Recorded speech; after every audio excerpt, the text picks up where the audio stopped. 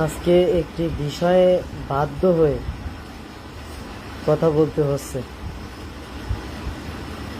ধৈর্যের বাঁধ ভেঙে যাচ্ছে, তারপরেও ধৈর্য ধরে আছি।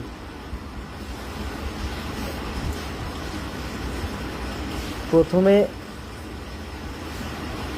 নর্থ সাউথ বিশ্ববিদ্যালয় যে কুলাঙ্গার ছিল, সে সর্বপ্রথম এই কুরআন অবমাননা শুরু করে।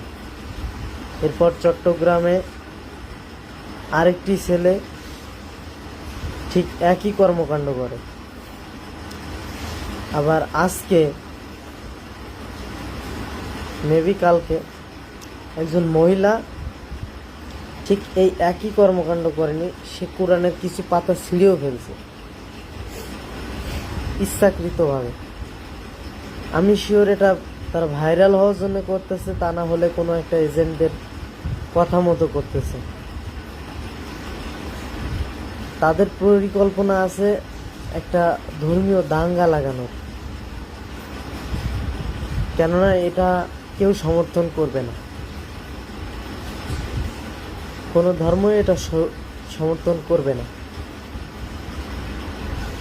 আমরাই আগেই বলছিলাম যে, সবাই বলতেছে, শুধু আমি না, সবাই বলতেছে যে যারা এই ধরনের কর্মকাণ্ডে লিপ্ত হবে, কোরআন অবমাননার কর্মকাণ্ডে লিপ্ত হবে, তাদেরকে প্রকাশ্যে ফাঁসি দেওয়া হোক, তা না হলে কখনো তারা শুধরাবে না। এর কারণ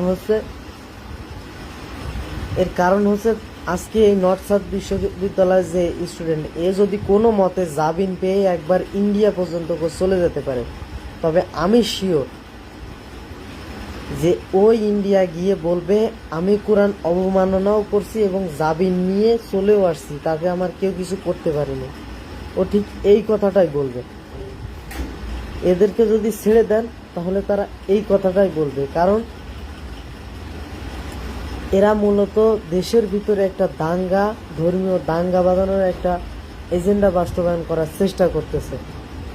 এদের আইনে কঠিন থেকে কঠিনতম শাস্তির ব্যবস্থা যদি না আনা হয়, তাহলে এর মাসুল আরও দিতে হবে। এই যে প্রথমে নর্থ সাউথ বিশ্ববিদ্যালয় করছে, তার দেখে চট্টগ্রামে একজন করছে, আবার গতকাল এক মহিলা করছে।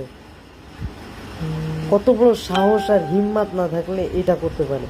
তারা তাদের সাহস দেখাচ্ছে, তাদের সাহস এই জন্য দেখাচ্ছে কারণ তারা চাইছে যে মুসলমানরা যেন তাদের জাতির উপরে হামলে পড়ে এবং একটা ধর্মীয় দাঙ্গা হয়। ঠিক আছে, তারা কিন্তু এদেশের হিন্দু সম্প্রদায়ের ভালো চায় না।